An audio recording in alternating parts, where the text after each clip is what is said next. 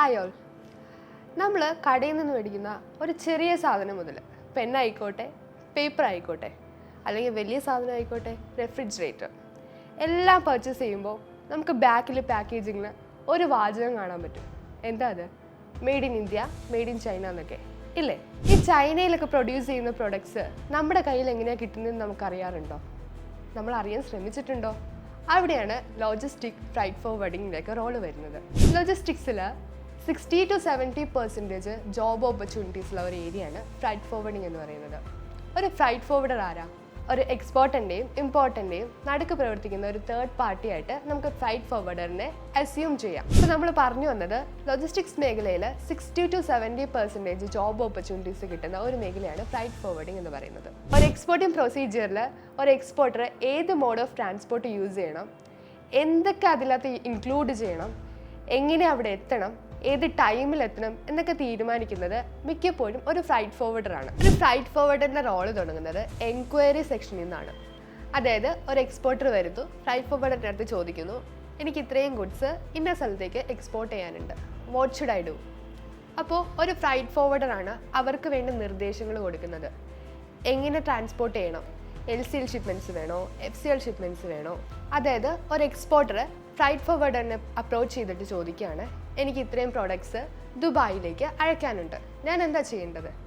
So ഒരു freight ഫോർവേഡറാണ് അവർക്ക് വേണ്ട നിർദ്ദേശങ്ങൾ കൊടുക്കുന്നത്. അത് എങ്ങനെ പോകണം? LCL ആയിട്ട് പോകണോ, FCL ആയിട്ട് പോകണോ? എന്ത് LCL, FCL? LCL എന്ന് പറഞ്ഞാൽ ലെസ് ദാൻ കണ്ടെയ്നർ ലോട്ട്, FCL എന്ന് പറഞ്ഞാൽ ഫുൾ കണ്ടെയ്നർ ലോട്ട്.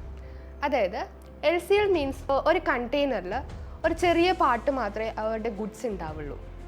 FCL എന്ന് പറഞ്ഞാൽ ആ കണ്ടെയ്നർ ഫുള്ള് ആ എക്സ്പോർട്ടറിൻ്റെ ഗുഡ്സ് ആയിരിക്കും. LCL വേണോ FCL വേണോ എന്ന് തീരുമാനിക്കുന്നത് ഈ കണ്ടെയ്നറിൽ എത്ര ഗുഡ്സ് നമ്മൾ അയക്കുന്നുണ്ട് എന്നുള്ളത് നോക്കിയിട്ടാണ്. അതായത് വെയിറ്റ് ഓഫ് ഗുഡ്സ്, എത്ര വെയിറ്റ് നമുക്ക് അയക്കാനുണ്ടോ അത് നോക്കിയിട്ട് വേണം നമ്മൾ LCL ആണോ FCL ആണോ എന്ന് തീരുമാനിക്കാൻ. അവിടെ മുതൽ ഈ എൻക്വയറി സെക്ഷൻ മുതൽ നമ്മുടെ ഫ്രൈറ്റ് ഫോർവേഡറിൻ്റെ ഡ്യൂട്ടീസ് തുടങ്ങുവാണ്.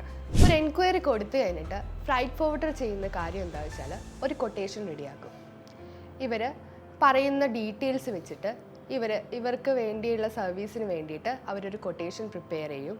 ആ കൊട്ടേഷൻ ബേസ് ചെയ്തിട്ടായിരിക്കും ഇവർ ബിസിനസ് കൺഫർമേഷൻസ് നൽകുന്നത്. ഇതനുസരിച്ച് ഇവർ ബുക്കിങ്സ് പ്ലേസ് ചെയ്യണം. അത് അവർ പ്ലേസ് ചെയ്യുന്നത് ഷിപ്പിംഗ് ലൈൻസിൻ്റെ അടുത്തായിരിക്കും. അതായത് നമ്മൾ റോട്ടിൽ കൂടെ പോകുമ്പോഴൊക്കെ കണ്ടിട്ടുണ്ടാകും കുറേ കണ്ടെയ്നേഴ്സ് പോകുന്നത്. MSC, ഹെപ്പഗ്ലോയിഡ്, മേഴ്സ്ക്, അവരുടെയൊക്കെ കുറേ കണ്ടെയ്നേഴ്സ് കണ്ടിട്ടുണ്ടാകും. അവരൊക്കെ ഓരോ ഷിപ്പിംഗ് കമ്പനീസാണ്.